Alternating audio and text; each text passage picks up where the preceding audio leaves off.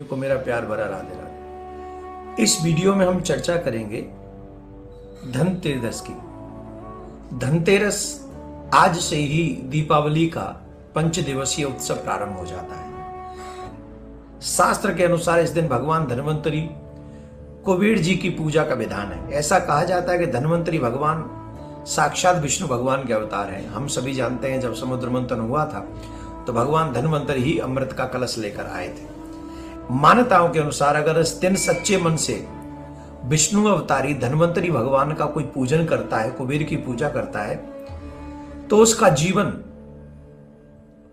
धन के लोभ में या धन के कमी में नहीं व्यतीत होता, स्वास्थ्य भी उनका ठीक रहता है। धनतेरस को धन त्रयोदशी भी कहा जाता है। इस दिन सोना चांदी बर्तन खरीदना बेहद शुभ माना जाता है। धनतेरस पर देवताओं के वैद्य माने जाने वाले भगवान धन्वंतरी मां लक्ष्मी की पूजा की जाती है।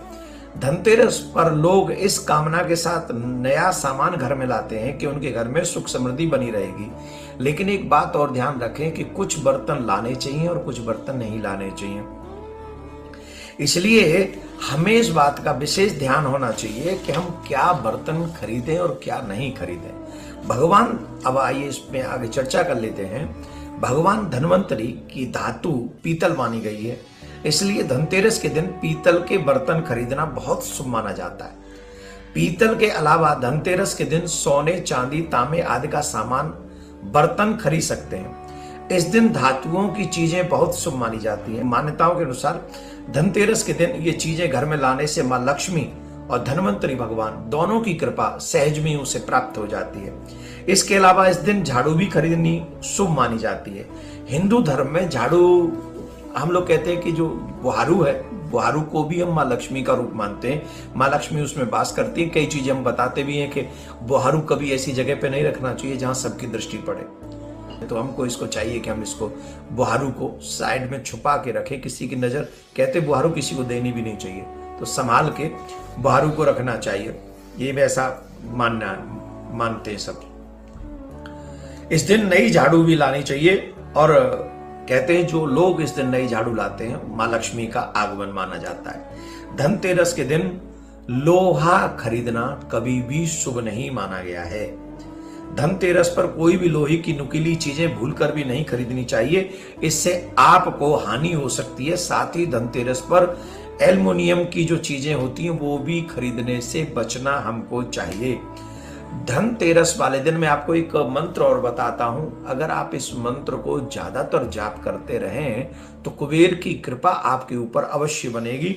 तो धनतेरस के दिन पूजा के दौरान आपको जो मंत्र बोलना चाहिए, ओम ह्रीम कुबेराय नमः। इस मंत्र का जाप करते रहें, इससे कुबेर जल्दी प्रसन्न हो जाएंगे। इसमें कोई भी संशय नहीं करना चाहिए। तो कुबेर की पूजा हमको अवश्य करनी चाहिए।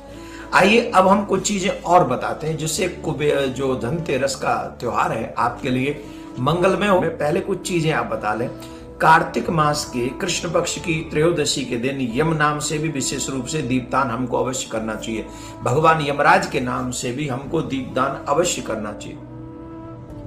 परंपरा है कि आस्था और विश्वास से जुड़े इस महापर्व पर यम की साधना धार्मिक दृष्टि से अत्यंत महत्वपूर्ण मानी जाती है।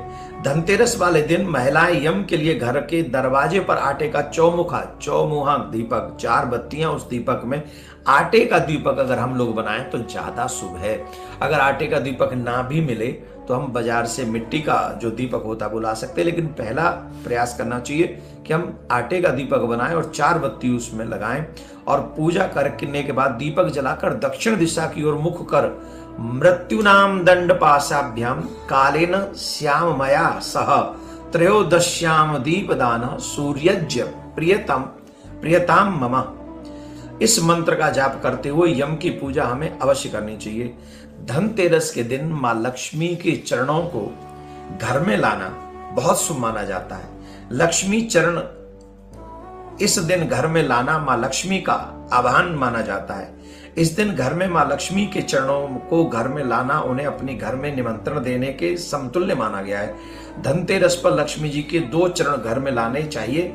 एक चरण मुख्य द्वार पर अंदर की तरफ आते हुए लगाने चाहिए और दूसरे चरण पूजा के स्थान में अंदर मंदिर में उसको विराजमान करना चाहिए। इससे ऐसा लगेगा जैसे मां लक्ष्मी स्वयं चलकर आपके घर में पधार रही है।